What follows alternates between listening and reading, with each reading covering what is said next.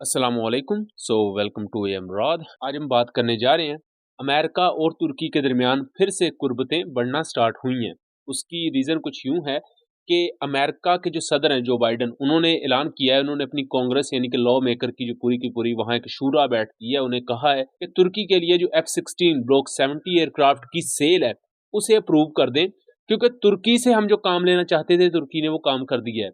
अब आप सोच रहे होंगे कि तुर्की ने ऐसा क्या किया है अमेरिका के लिए जो अमेरिका अब उसे F-16 ब्लॉक 70 देने के लिए राजी है, या अमेरिकन सदर कह रहे हैं। तो अमेरिका ये चाहता था कि तुर्की स्वीडन को नेटो का हिस्सा बनने दे। स्वीडन चूंकि बहुत ज़्यादा करीब मुल्क लगता है यूक्रेन के, तो ये खतरा था कि यूक्रेन को फतह करने के बाद या यूक्रेन के एरियाज पर कब्जा करने के बाद रूस स्वीडन पर चढ़ दौड़ेगा। इसलिए ये कहा गया कि स्वीडन को नेटो का हिस्सा बना दिया जाए अमेरिकी मिलिट्री इत्तेहाद का। सो अल्टीमेटली तमाम इख्तलाफात के बाद जो कि मीडिया में दिखाए जाते थे, तुर्की ने इजाज़त दे दी और स्वीडन बन गया हिस्सा नेटो का। दोस्तों यहाँ ये भी बात करेंगे कि इससे पहले हमने ऐसी मीडिया रिसोर्सेज के थ्रू खबरें भी देखी जहाँ तुर्किया के ऑफिशियल्स ने खुद ये कहा कि वो JF-17 ब्लॉक 3 में इंटरेस्टेड हैं। और इवन जो टर्किश एयरफोर्स के चीफ है उन्होंने JF-17 ब्लॉक 3 का मुआयना भी किया और जेटेंसी को लेकर भी बातें की, उनकी हकीकत क्या है। दोस्तों यहाँ वीडियो में आपको मैं एक चीज़ बताना चाहता हूँ कि हमारा जो सेकंड चैनल है कॉन्फ्लिक्ट कार्ड राद, उस पर हमने डिटेल वीडियो बनाई थी जब तुर्किया ने स्वीडन को नेटो का हिस्सा बनने दिया था। उस वक्त तुर्की और स्वीडन में बहुत ज़्यादा मसले मसाइल चल रहे थे, या मैं यूं कहूं कि स्वीडन और बाकी मुस्लिम कंट्रीज़ में भी हालात काफ़ी कशीदा चल रहे थे। तब तुर्की ने अचानक ये जो एक अब्रप्ट फैसला किया था, उसका पूरे का पूरा पस मंज़र क्या था और उसकी हिस्ट्री क्या थी, वो हमने डिटेल वीडियो बनाई हुई है। वो मैं कोशिश करूँगा कि लिंक डिस्क्रिप्शन में दे दूँ। हमारे सेकंड चैनल कॉन्फ्लिक्ट कार्ड को भी ज़रूर सब्सक्राइब कीजिएगा। और अब अमेरिकन सदर ने अपनी कांग्रेस को ये कहा है कि अप्रूव कर दिया जाए कि तुर्की को जो सेल होनी है F-16 ब्लॉक 70 की।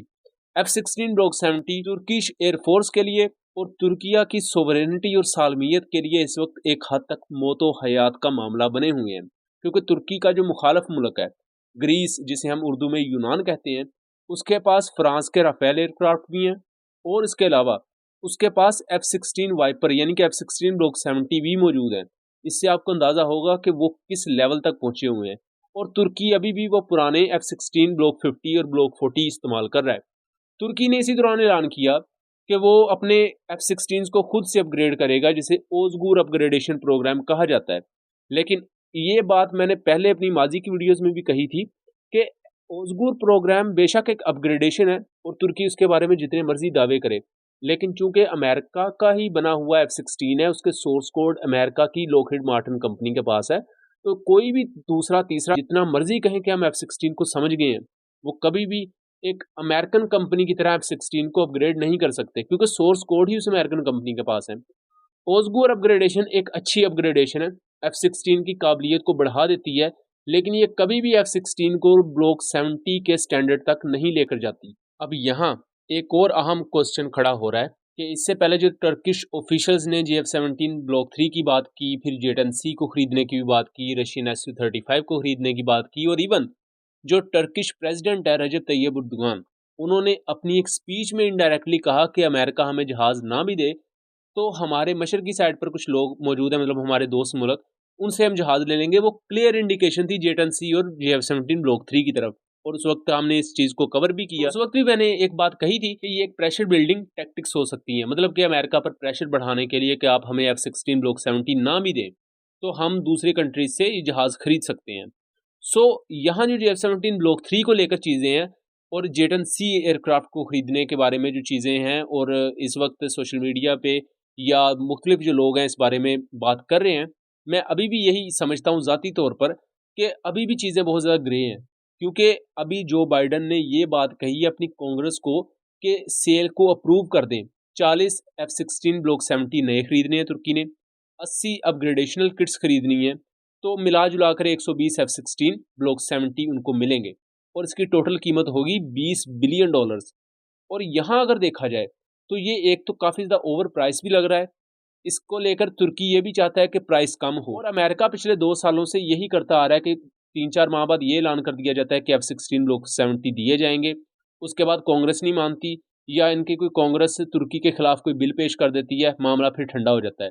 2023 में ये मामला चलता रहा कि अगर तुर्की स्वीडन और फिनलैंड को नेटो में दाखिल होने दे तो फिर F-16 ब्लॉक 70 दे दिए जाएंगे, लेकिन 2023 के मिड में ये दोनों मुल्क हिस्सा बन गए, उसके बाद भी F-16 ब्लॉक 70 नहीं दिए गए।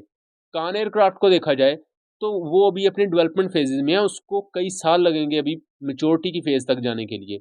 ये बात क्लियर होनी चाहिए। ओज़गुर अपग्रेडेशन एक अपग्रेडेशन है, वो तुर्की सारे अपने F-16 पर नहीं लगाएगा, वो जस्ट एक अपग्रेडेशन है।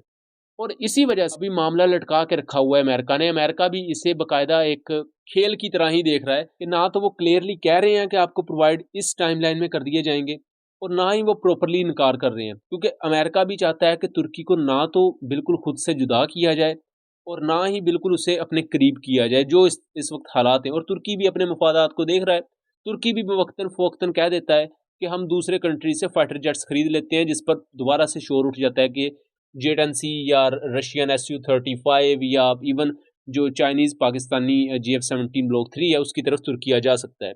सो ये इस वक्त वो पूरी एक गहमा-गहमी की सिचुएशन मौजूद है और इस पर कोई भी चीज़ हतमी तौर पर नहीं कही जा सकती कि बिल्कुल ऐसा होगा। सो उम्मीद करता हूँ चीज़ें क्लियर रही होंगी। वीडियो पसंद आई हो तो ज़्यादा से ज़्यादा शेयर कीजिएगा एंड चैनल को सब्सक्राइब कीजिएगा। मिलेंगे अगली वीडियो में, तब तक के लिए अल्लाह हाफ़िज़।